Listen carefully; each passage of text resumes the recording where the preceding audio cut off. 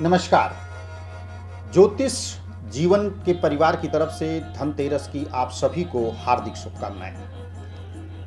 धनतेरस हम मनाते क्यों हैं? धनतेरस कार्तिक मास के कृष्ण पक्ष की तेरस तिथि को ही मनाया जाता है। और जैसे कि यहाँ पर मतभेद है कि 18 तारीख को हम मनाएं या फिर 19 तारीख को।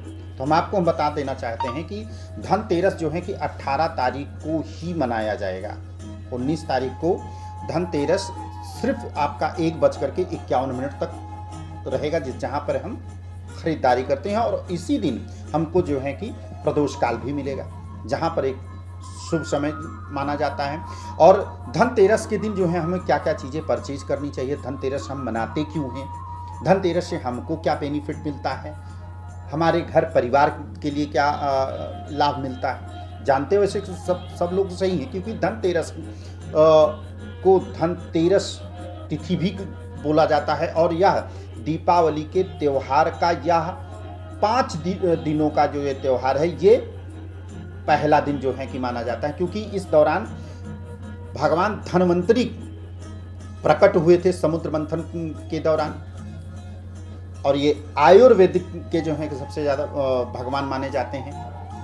तो इस दिन माँ लक्ष्मी की भी पूजा की जाती है, साथ साथ में कुबेर की और धन्वंतरी की भी पूजा की जाती है। अब खरीदने का जो शुभ मुहूर्त होगा, वह शुभ मुहूर्त कौन सा है? शनिवार को 12:18 से प्रारंभ हो जाएगा, जिसमें हम खरीदारी हम अपना प्रारंभ कर सकते हैं। और रविवार के दिन 1:51 तक यह शुभ मुहूर्त रहेगा।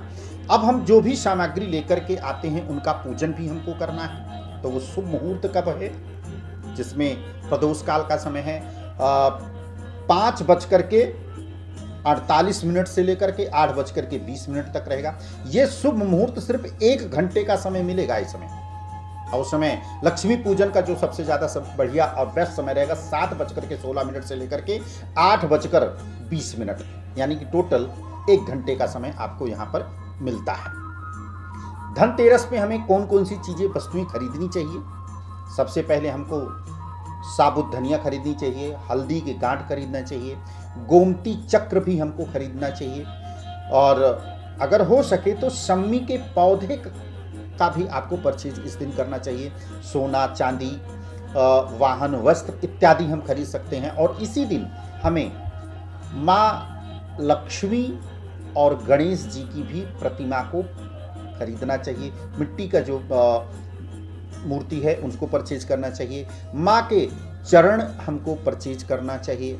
और इस दिन खास करके एक करना चाहिए, चांदी के सिक्के को भी आपको खरीदना आपके लिए लाभप्रद रहने वाला है।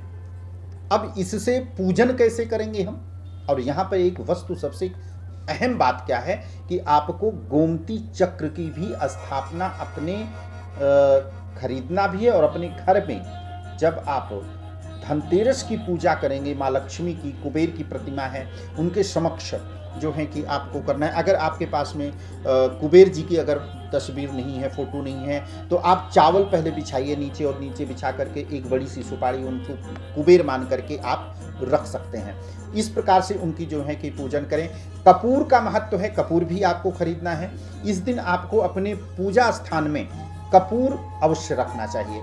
माना जाता है कि कपूर की सुगंध से घर की नकारात्मक एनर्जियां जो हैं कि पूर्ण रूप से खत्म हो जाती हैं, पूर्ण रूप से भाग जाती हैं। इसीलिए आरती करते समय हमें कपूर का इस्तेमाल किया जाता है, जिससे कि हमारे घर का वातावरण, हमारे घर का नकारात्मक एनर्जी जो है कि हट जाए, हमारे ऊपर से भाग जाए। तो माँ लक्ष्मी की भी पूजा इस दिन होगी, गणेश जी की पूजा, कुबेर जी की और धन्वंतरी की भी पूजा इस दिन किया जाना चाहिए। आप अपने घर पर एक लाल कपड़ा चौकी पर बिछा करके उनकी तस्वीर को वहाँ पर विराजमान करें, और साइड में आपको लक्ष्मी और गणेश जी की। अब प्रश्न इस चीज़ का भी आता है कि हम लक्ष्मी और गणेश की मूर्ति किस प्रकार से रखें।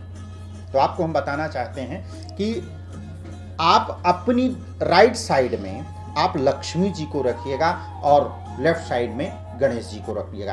अब प्रश्न इस चीज़ का आता है कि हम ऐसा क्योंकि उल्टा हम क्यों रख सकते हैं, या ऐसा क्यों रखें? मैं इसलिए बताना चाहता हूँ इस चीज़ को के लिए कि जिससे कि माँ लक्ष्मी का फेस जो है कि गणेश जी की तरफ रहे।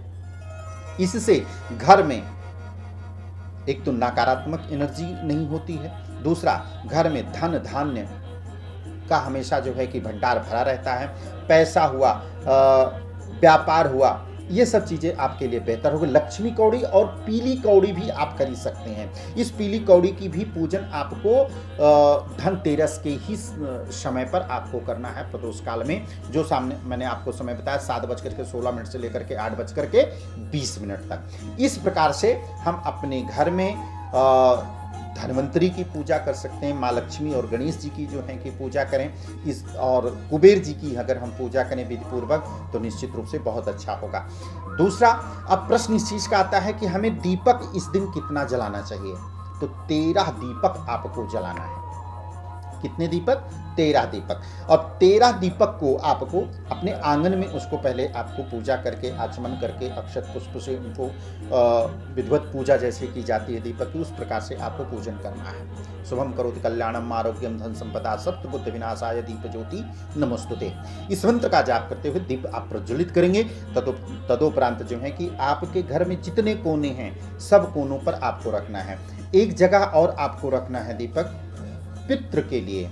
अगर आपके घर में अगर कोई स्थान पितरों का है तो वहाँ पर दीपक आपको अवश्य जलाना चाहिए। उसके बाद में घर के हर जगहों पर दीपक आपको 13 दीपक मुख्य द्वार पर आपको जलाना है, किचन में जलाना है, पूजा स्थान पर जलाना है, अपने रूम में जलाना है, कोनों पर आपको रख देना है।